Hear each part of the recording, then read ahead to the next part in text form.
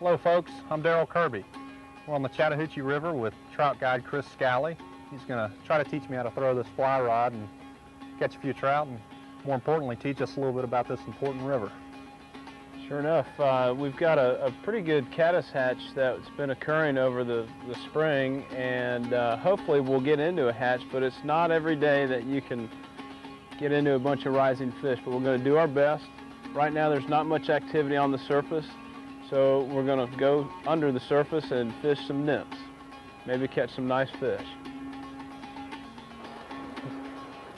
Of course, we put in at Abbott's Bridge, and we're heading downstream. This is artificial only, right?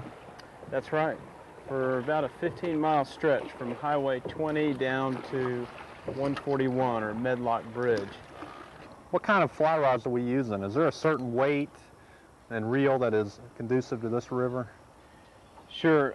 What we're using today is a 9-foot 5-weight.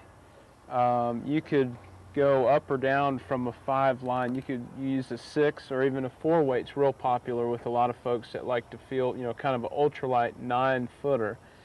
But 9-foot rods are the best because you've got a lot of, you know, your average cast out here is 25 feet, which is a pretty good distance, and you need that extra length to mend your line. Right, right. There's mending. See how your line's bowing downstream? Right. I want you to look at me a second. You're going to reach downstream, lift up, and then set the line up above. So lift, that's it, exactly. And what that does, that takes the pressure off your leader and gives you a natural drift. That's what you're looking for, a natural drift with these flies. This river is really ideal to learn how to fly cast it, and you have so much room. Yeah, you don't have to worry about mountain laurel, that's for sure. That's right. You couldn't do this on probably any other Georgia stream I can think of, where you can get a full back cast. And oh, it's a wonderful place to learn. It really is. You know, they stock it with plenty of fish, and you can see there's some quality fish that you can catch, and you don't have to worry about that back cast. Except the first one of the day. With the shocking studies that they've been doing, there's no doubt that there is some successful natural reproduction. And it's hard to believe, you know, with the water fluctuating like it does, and you know, the fact that we're in really not a natural setting for trout,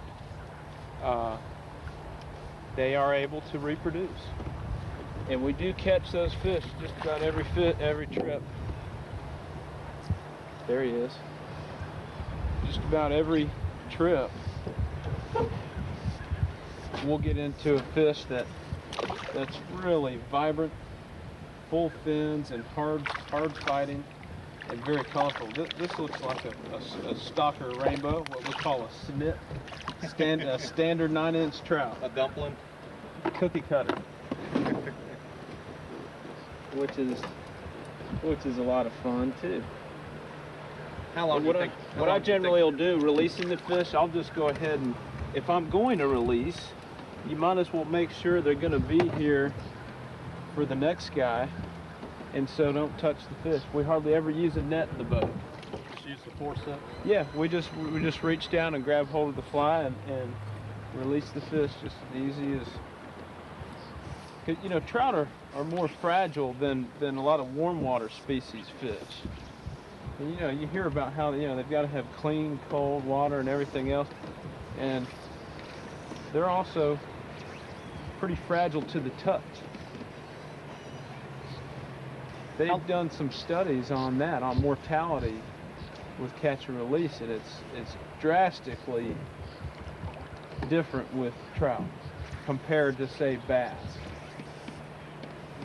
Even putting them in a net, I would think would do a lot of damage too. Yeah, yeah. You see a lot of trout fishermen with a net hanging off the and I mean, that's a net's a great idea if you know, if it's a big fish, or if you're going to keep some fish to eat, then a net's a great idea. There's one.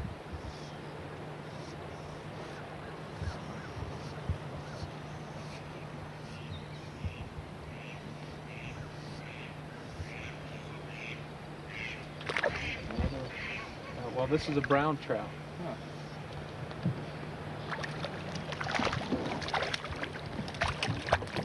Hold that one for just a second. You don't have to touch him, but hold him up there and I'll show him the difference in a brown. Okay, your brown trout, he's going to be a little bit lighter color, and they'll have that kind of golden belly on their underside.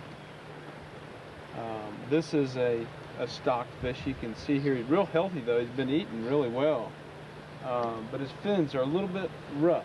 Right. And that's from being in the raceways. Right. Now I've got this again is a wet fly, right? So I've got to kind of strip it and feel him hit it. Mm-hmm. There's one. Get a strike? Good, No, good, yeah. It's soft. Try to get above him. Try to get upstream of him.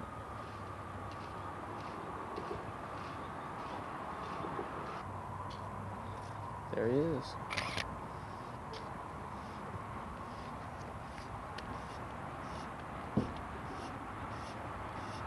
What did he hit? Woolly worm.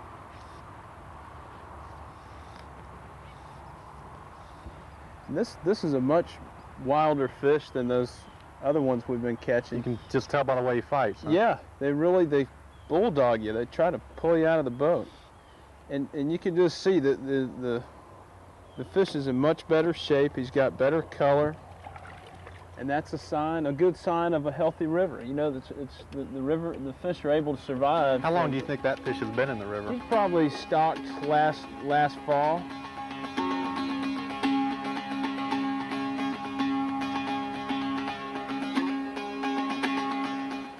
Keep up with your slack. Get him. Strip in a little bit more.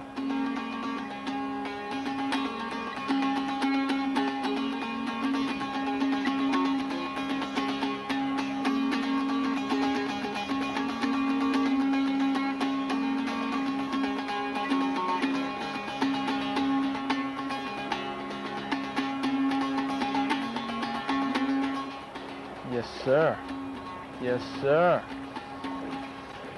Nice job, Daryl. Nice fish, too. Just letting it drift dead through there. That's nice.